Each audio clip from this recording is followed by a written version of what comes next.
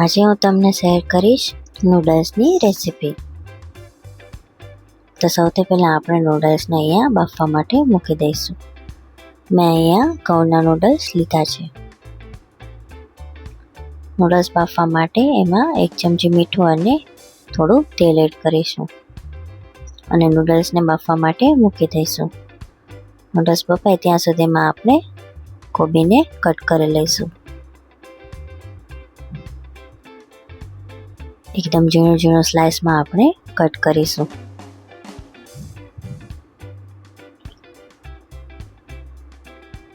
સાથે સાથે આપણે નૂડલ્સને પણ ચેક કરતા રહીશું।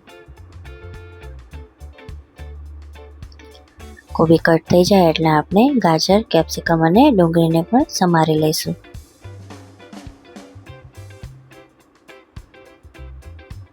આવી રીતના સ્લાઇસમાં આપણે કટ કરીશું।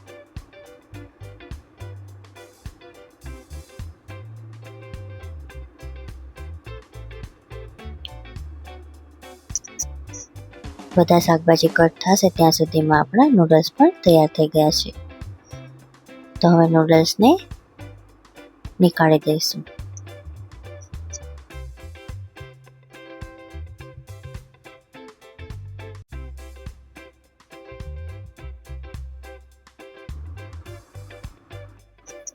નૂડલ્સ તૈયાર થઈ જાય એટલે આપણે આદુ, મરચાં અને લસણને ગ્રેટ કરી લઈશું।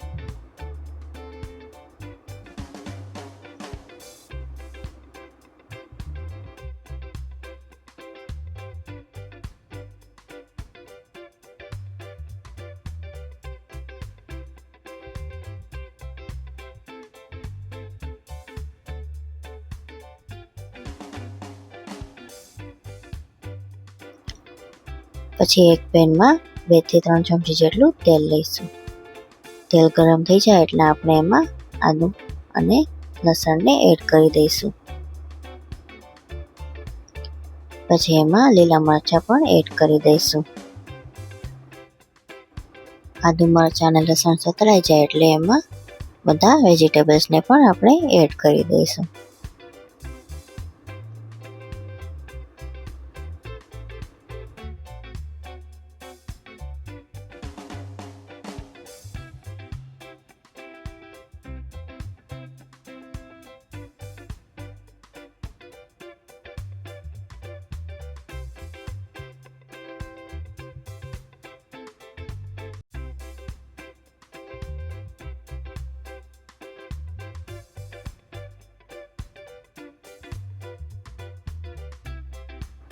પછી એમાં મીઠું અને કાળા મરીનો પાવડર એડ કરીશું અને મિક્સ કરીને શાકભાજીને ચડવા દઈશું।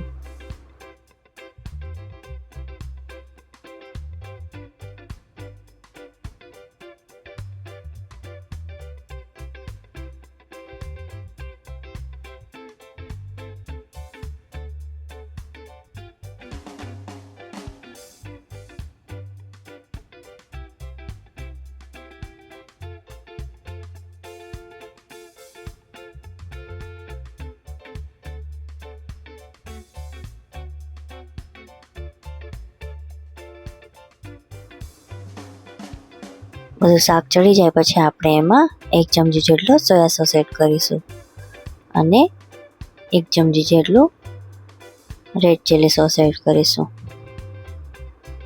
અને બધાને સરસ રીતે મિક્સ કરી દઈશું।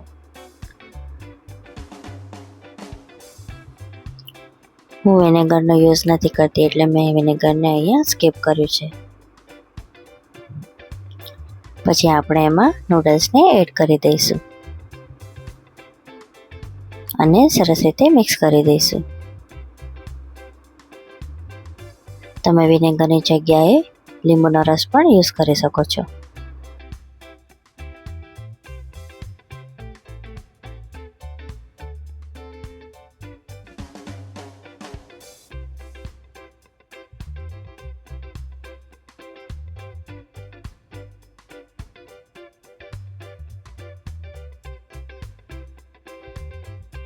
આમ તો મેંદાના નૂડલ્સ જ બધા બનાવતા હોય છે, પણ તમે એક વખત ઘઉંના નૂડલ્સ ટ્રાય કરશો તો મેંદાના નૂડલ્સને ખાવાનું એકદમથી ભૂલી જશો। અને બજારમાં ઇઝીલી અવેલેબલ પણ હોય જ છે. તો તૈયાર છે આપણા નૂડલ્સ.